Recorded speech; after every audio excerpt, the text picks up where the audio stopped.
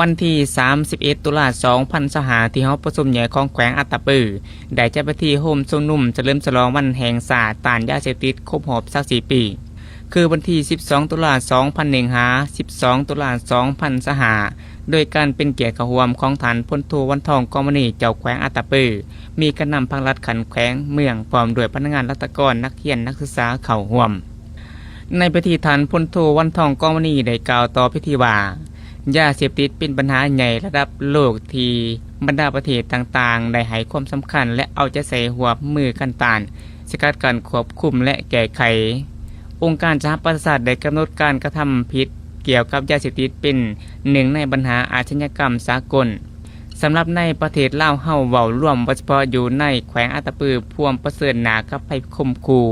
จากปัญหายาเสพติดจึงได้แพร่ระบาดไปทั่วทุกบ่อนนับทางตัวเมืองและชนบทเขตทางใกล้สุกหลีกในระดับแตกต่างกัน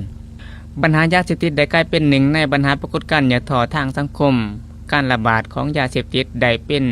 หน่อแนงและเป็นสาเหตุต้นตอของการเกิดความหุนแห้งและสิ่งหย่อท่อต่างๆในสังคมเป็นภัยอันตรายและมีความเสี่ยงสูงต่อความมั่นคงของระบอบประชาธิปไตยประชาชนและกำลังส่งผลกระทบโดยกงต่อการพัฒนาเศรษฐกิจสังคมต่อสุขภาพของประชาชนโดยเฉพาะมันได้เบื่อเมาสาวหนุ่มเยาวชนที่เป็นกำลังแห่งงานเป็นผู้สืบทอดภารกิจและอนาคตของประเทศชาติในพิธีฐานพันโทบุญเลิศแก้วพุทธวงศ์ห้องหัวหน้ากองบัญชาการป้องกันความสงบแขวงอัตตปือ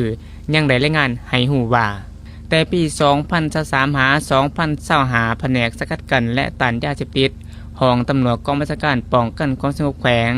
กองบัญชาการปกสหาตัวเมืองได้เล็งมือแก้ไขปัญหาไล่คดีโดยเฉพาะแมนกลุ่มเป้าหมายค้าขายและมั่วสุมยาเสพติดซึ่งตลอดระยะ2ปีสามารถทับหมางคดียาเสพติดได้ทั้งหมด446รายกักผู้ถึกหาได้688คนยิง66คนคนต่างประเทศ23คนยิง3คนยึดวัตถุของกลางมียาบ้าจำนวน 226,650 เม็ดยาไอ58กิโลกรัม17ถุงหน่อยเฮโรอีน 1,800 กิโลกรัมใบกระท่อม4กิโลกว่านำยาผสม130 ขวดยาสูบไฟฟ้า30อันและยังมีวัตถุของกลางอื่นๆอีกหลายรายการโอกาสดังกล่าวยังได้จัดไปที่จุดทำลายยาเสพติดประเภทต่างๆที่ศาลตัดสินใส่อย่างเด็ดขาดแล้วในนี้มียาบ้าหลายกว่า 200,000 เม็ดยาไอ45กิโลกรัมและ14ถุงหน่อยผงขาวเฮโรอีน1กิโลกรัมและยาอี41เม็ด